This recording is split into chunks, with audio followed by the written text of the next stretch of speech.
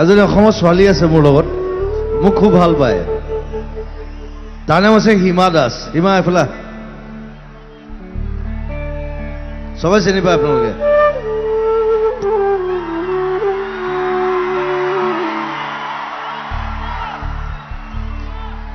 আৰু য'ত জিকে তাই কয় মন যায়,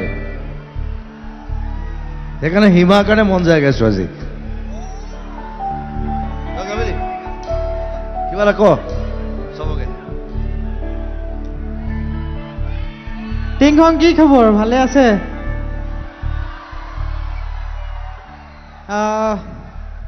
মোৰ এই যাত্ৰাৰ প্ৰথম মানুহজন হৈছে দাদা। তোমাক দেখা পালে কি ক'ম আৰু